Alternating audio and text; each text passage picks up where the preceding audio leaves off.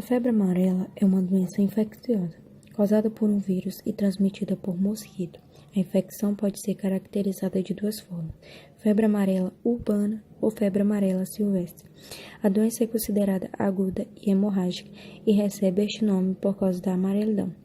O vírus é tropical e mais comum na América do Sul e na África. Apesar de ser considerada um vírus perigoso, a maioria das pessoas não apresentam sintomas e evoluem para a cura. A febre amarela pertence à classificação das arboviroses, tendo várias diferenças entre a dengue e a zika vírus. Principais sinais e sintomas da febre amarela. Não há diferenças entre a febre amarela silvestre e urbana no que se refere às manifestações. Depois que entra na corrente sanguínea, o fígado é o principal órgão acometido pelo vírus. A maioria dos indivíduos expostos ao micro-organismo, de 40% a 65%, pode não ter sintoma algum. Outros, de 20% a 30%, apresentam sintomas leves, moderados ou mais graves que duram alguns dias. E uma parcela dos infectados, de 10% a 15%, pode desenvolver a forma grave ou tóxica depois que os sintomas iniciais cessam. Nas formas leves, a febre baixa ou moderada, com dor de cabeça e indisposição passageira. Já nas formas moderadas, são comuns náuseas, dores nos músculos ou nas articulações, principalmente na coluna lombar, dor de cabeça forte e febre alta. Além dessas manifestações, pode surgir ao menos um dos sintomas clássicos da doença: vômito, com presença de sangue, icterícia, pele e branco dos olhos amarelados, ou oliguria, diminuição da urina.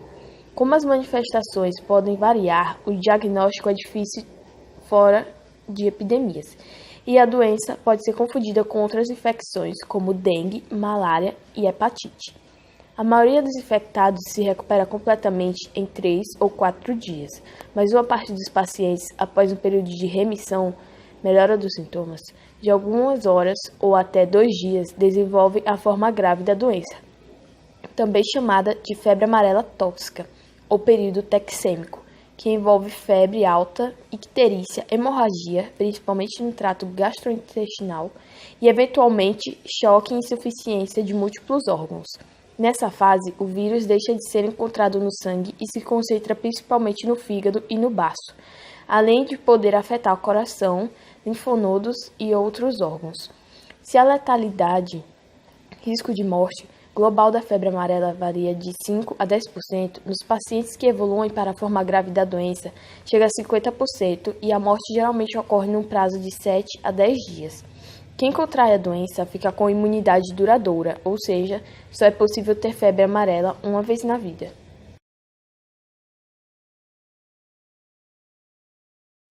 Como a doença é transmitida? A transmissão da febre amarela ocorre pela picada dos mosquitos infectados. Não há como uma pessoa passar a doença diretamente para outra. Existem 2 principais ciclos de transmissão: o silvestre e o urbano. O silvestre, que corresponde aos surtos recentes, é causado no Brasil principalmente por fêmeas de mosquitos, que vivem em copas de árvores em áreas de matas ou florestas. Os macacos são os principais hospedeiros do vírus.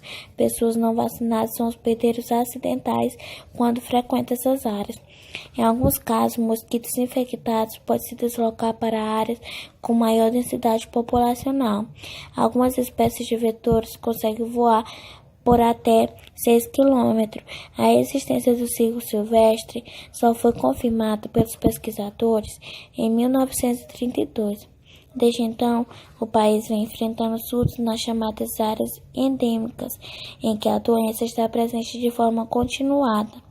O ciclo urbano ocorre quando as pessoas infectadas em regiões de florestas ou mata introduzem o vírus em áreas superpovoadas por pessoas não imunizadas e com alta densidade de mosquitos aptos a transmitir o vírus. Neste caso, as fêmeas dos mosquitos podem transmitir o vírus de pessoas para pessoas, e o vetor é o Aedes aegypti, transmissor da dengue, da zika e da chikungunya, que vive no ambiente doméstico e coloca seus ovos em depósito de água parada. o Brasil não resiste à forma urbana da febre amarela desde 1942. A última epidemia desse tipo foi em 1929 no Rio de Janeiro e foi controlada graças à vacina e à erradiação do mosquito. A infestação atual pelo Aedes faz com que o retorno do ciclo urbano de febre amarela seja uma ameaça constante, mas especialistas informam que isso depende de uma coincidência de fatores ecológicos e epidemiológicos e é necessária a combinação da presença de uma pessoa infectada. Entanto, em período de alta viremia da infecção em um local com alta infestação do Aedes aegypti e é no qual existia baixa cobertura vacinal e, portanto, pessoas sem anticorpos para a doença. Alguns especialistas também mencionam a existência em algumas circunstâncias de um ciclo intermediário, em que o mosquito infecta tanto o macaco quanto as pessoas. Esse tipo ainda prevalece na África Oriental hoje em dia. A fêmea do mosquito é capaz de transmitir o vírus pelo resto de sua vida, que dura de 6 a 8 semanas. Já um humano infectado pode transmitir o vírus para o mosquito de 24 a 48 horas antes até 3 a 5 dias depois do início dos sintomas. Prevenção. Como a transmissão urbana da febre amarela só é possível através da picada de mosquitos Aedes aegypti, a prevenção da doença deve ser feita evitando sua disseminação. Os mosquitos criam-se na água e proliferam-se dentro dos domicílios e suas. Qualquer recipiente como caixas de água, latas, pneus, contendo água limpa, são ambientes ideais para que a fêmea do mosquito ponha seus ovos, e de onde nascerão larvas que, após se desenvolveram-se na água, se tornarão novos mosquitos. Portanto, deve-se evitar o acúmulo de água parada em recipientes destampados. Para eliminar o mosquito adulto, em caso de epidemia de dengue ou febre amarela, deve-se fazer a aplicação de inseticida através do fumacê. Além disso, devem ser tomadas medidas de proteção individual, como a vacinação contra a febre amarela, especialmente para aqueles que moram ou vão viajar para áreas com indícios da doença. Outras medidas preventivas são o uso de repelente, de insetos, mosquiteiros e roupas que cobram todo o corpo. A estrutura do vírus. A febre amarela é uma arbovirose grave que pode até ser fatal.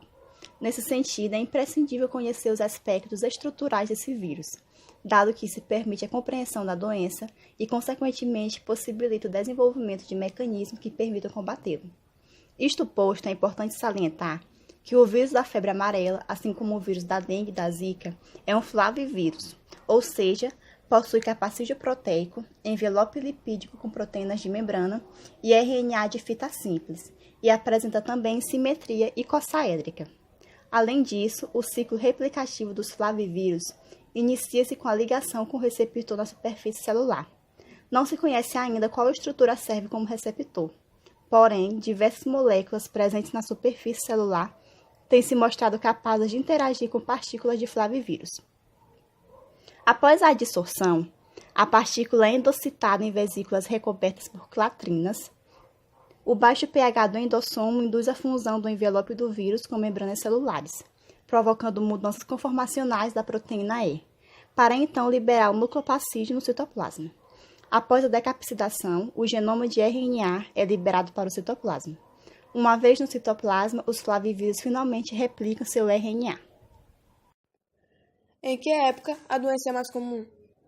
No Brasil, a febre amarela geralmente ocorre nos meses de dezembro a maio, quando o calor e as chuvas levam ao aumento da população de mosquitos.